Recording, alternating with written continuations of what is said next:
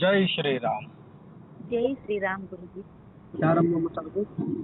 ನನ್ನ ಹೆಸರು ರಾಜಶ್ರೀ ಅಂತ ಗುರುಜಿ. ನಾವು ಮುಧೋಳದಿಂದ ಕಾಲ್ ಮಾಡಿದ್ದು ಗುರುಜಿ ನಿಮಗೆ. ಓಕೆ ಅಮ್ಮ. ನಾನು ತುಂಬಾ ದಿನದ ಟ್ರೈ ಮಾಡ್ತಾ ಇದ್ದೆ ಗುರುಜಿ, ನಿಮಗೆ ನನ್ನ ಪವಾಡ ಹಂಚ್ಕೋಬೇಕಂತ. ನಿಮ್ಗೆ ಲೈನ್ ಸಿಗ್ತಿರ್ಲಿಲ್ಲ ಗುರುಜಿ ನನಗೆ. ನೀವು 9 ವಾರ ವ್ರತ ಹೇಳಿದ್ರಿ ಗುರುಜಿ ನನಗೆ. 9 ವಾರ ಪೂಜೆ ಮಾಡಮ್ಮ, ನಿಮಗೆ ಪವಾಡ ಆಗುತ್ತೆ ಅಂತ ಹೇಳಿದ್ರಿ. ಅದಕ್ಕೆ ಗುರುಜಿ ನನಗೆ ಇವಾಗ 7ನೇ ವಾರದಲ್ಲಿ ಪವಾಡ ಆಗಿದೆ ಗುರುಜಿ. ಅಂದ್ರೆ ನಿಮ್ಗೆ 9 ವಾರದ ವ್ರತ ತಿಳಿಸ್ಕೊಟ್ಟಿದ್ದೀನಿ ಏನಮ್ಮ?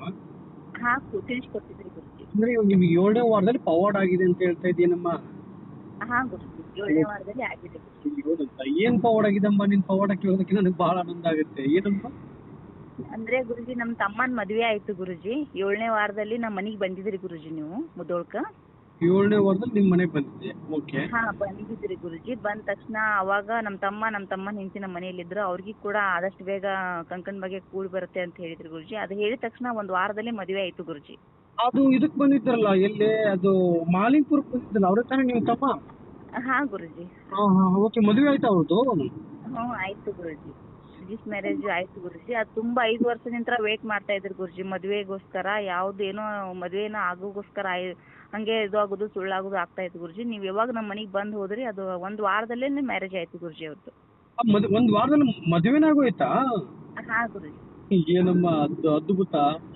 ಒಂದೇ ವಾರದಲ್ಲಿ ಮದುವೆ ಆಯ್ತಾ? ಹಾ ಗುರುಜಿ, ಒಂದೇ ವಾರದಲ್ಲಿ ಮದ್ವೆ. ನೀವ್ ಹೇಳಿದ್ರಲ್ಲ ಗುರುಜಿ, ಆಗತ್ತೆ ಆದಷ್ಟು ಬೇಗ ಆಗತ್ತೆ, ನಿಮ್ಗೆ ಒಳ್ಳೇದಾಗತ್ತೆ ಅಂತ ಮನಿಗ್ ಬಂದ ಹೇಳಿದ್ರಿ ಗುರುಜಿ. ನಾವು ಮಾನಿಂಗ್ಪುರದಿಂದ ಬಂದು ನಿಮ್ಮನ್ನ ಕರ್ಕೊಂಡ್ ಬಂದಿದ್ವಿ ಗುರುಜಿ. ನಮ್ಮ ಮನಿಗೂ ಬಂದು ಪಾದ ಹಾಕಿ ಹೋಗಿ ಅಂತ. ಗೊತ್ತಾಯ್ತು. ನಿಮ್ದು ಇದು ಅಲ್ವಾ, ನಿಮ್ದು ಯಾವ್ದೋ ಶಾಪ್ ಇದೆಯಲ್ಲ ನಿಮ್ದು? ಸಲೂನ್ ಇದೆ ಗುರುಜಿ. ಬ್ಯೂಟಿ ಪಾರ್ಲರ್ ಇದೆಯಲ್ಲಮ್ಮ? ಓಕೆ ಗೊತ್ತಾಯ್ತು ಇವಾಗ ಯಾರು ಅಂತ ಹೇಳಿ.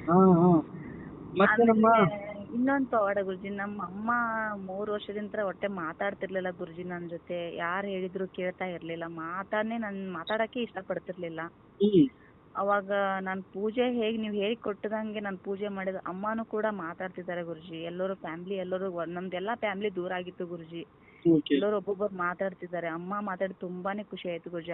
ಫಸ್ಟ್ ಅಮ್ಮನ್ಗೋಸ್ಕರ ಎಷ್ಟು ನಾನು ನಿಮ್ಮನ್ನು ಫಸ್ಟ್ ನಿಮಗೆ ಇದು ಹೇಳ್ಬೇಕು ಗುರುಜಿ. ನೀವು ದೇವ್ರ ಕಡೆ ರಾಯರ್ ಕಡೆ ಅಂತ ನೀವ್ ಏನ್ ಹೇಳಿದ್ರು ನಾ ಅದೇ ತರ ಪೂಜೆ ಮಾಡಿದ್ದೀನಿ ಗುರುಜಿ. ಭಕ್ತಿಂತ್ರ ಪೂಜೆ ಮಾಡಮ್ಮ ನಾ ಹೇಳ್ದಂಗಂತ ಹೇಳಿದ್ರಿ ಗುರುಜಿ.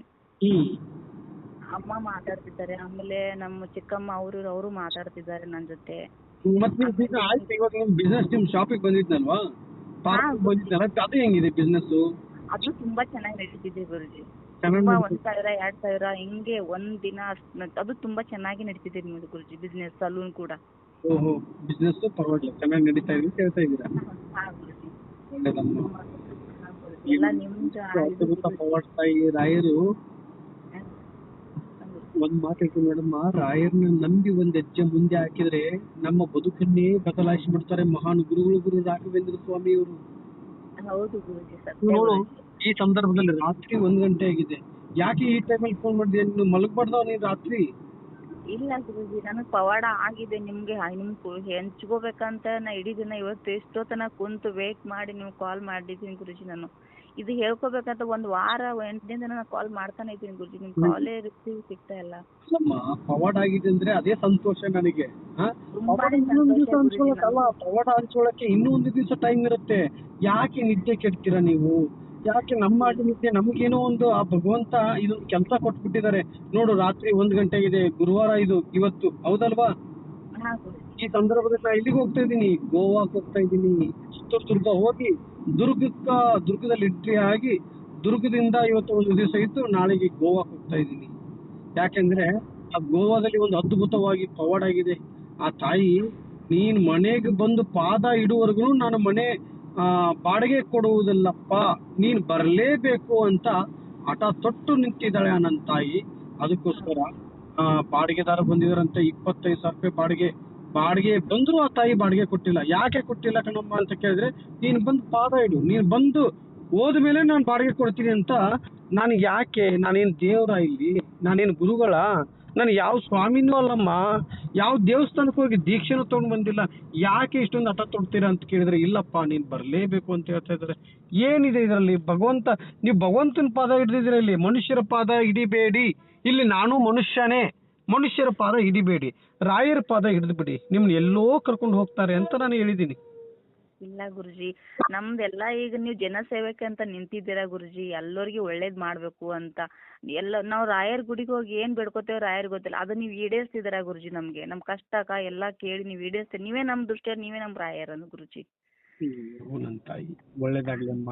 ನನಗೆ ಇಲ್ಲ ನೋಡಿ, ಗುರೂಜಿ, ನಾನು ಜನಗಳಿಗೆ ಎಷ್ಟು ಹೇಳಿದ್ರು ಅರ್ಥ ಆಗಲ್ಲ. ಯಾಕೆಂದ್ರೆ ಇಲ್ಲಿ ನಾನು ದೇವ್ರಲ್ಲಮ್ಮ ತಾಯಿ ಅಂತ ಹೇಳಿದ್ರು, ನಾನು ಗುರುಗಳಲ್ಲಮ್ಮ ಅಂತ ಹೇಳಿದ್ರು ನೀವೇ ಗುರುಗಳು ಅಂತ ಬರ್ತೀರಾ. ಆಯ್ತಮ್ಮ, ನೀವು ನಾನು ನಿಮ್ಮ ಮನೆ ಮಗನಾಗಿರ್ಬೇಕು ಅನ್ನೋದೇ ನನ್ನ ಆಸೆ.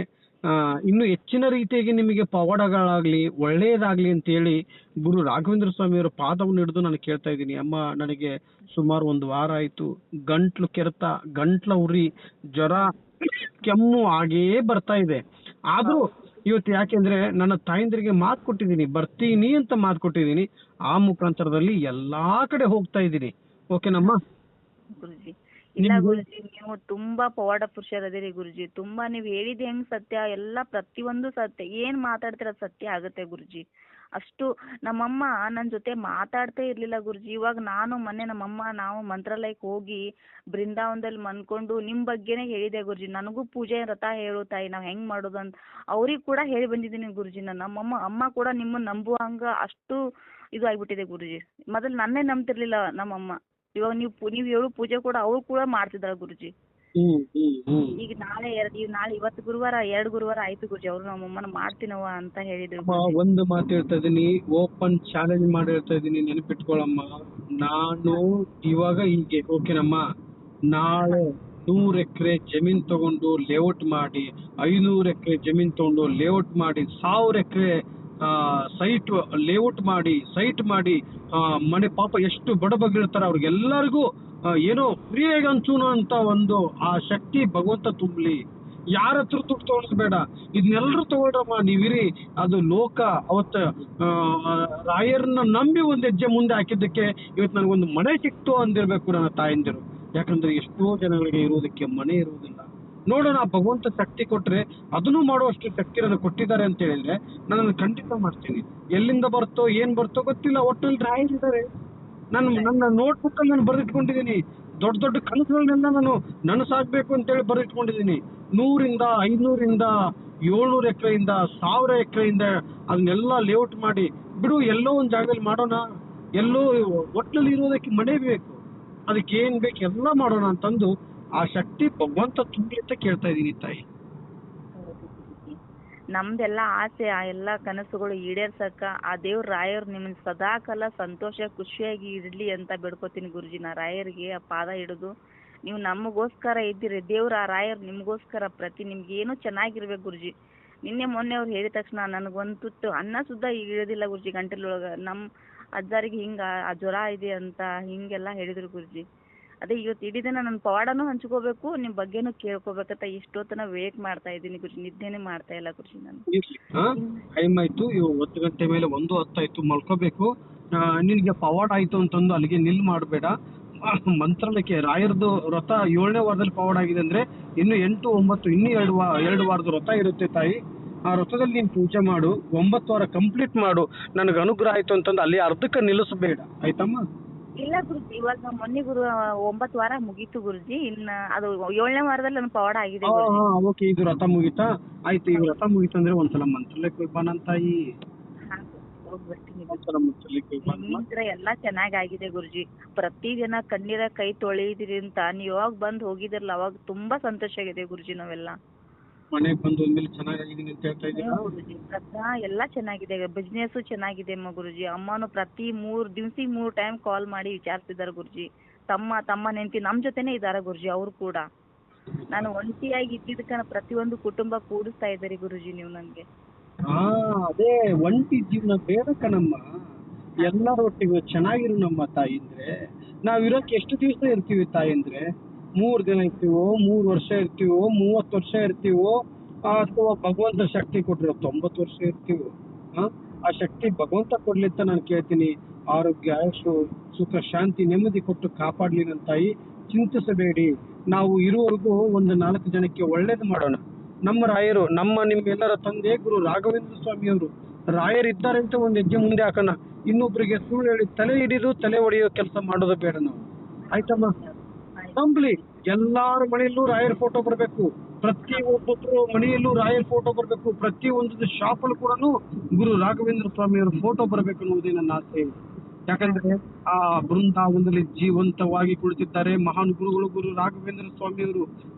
ರಾಯರ ಹೆಸರನ್ನು ಹೇಳ್ಕೊಂಡು ಇವತ್ತೆಷ್ಟೋ ಜನಗಳು ಉದ್ಧಾರ ಆಗಿದ್ದಾರೆ, ಹೌದಲ್ವಮ್ಮ? ಅದಕ್ಕೆ ಅವ್ರ ಫೋಟೋ ತೆಗೆದಿಟ್ಟು ಪೂಜೆ ಮಾಡಿದ್ರೆ ಇನ್ನೂ ಹೆಚ್ಚಿನ ರೀತಿಯಾಗಿ ಅವ್ರಿಗೆ ಆಯುಷು ಆರೋಗ್ಯ ಕೊಟ್ಟು ಕಾಪಾಡ್ಲಿ ಅವ್ರಿಗೆ. ಆಯ್ತು ಗುರುಜಿ, ನಿಮ್ಮ ಆಶೀರ್ವಾದ ನಮ್ಮ ಮೇಲೆ ಸದಾ ಇರ್ಲಿ ಗುರುಜಿ. ಖಂಡಿತ ಇನ್ನೂ ಒಂದ್ಸಲ ನಮ್ಮ ಮನೆಗ್ ಬಂದು ಹೋಗ್ಬೇಕು ಗುರುಜಿ.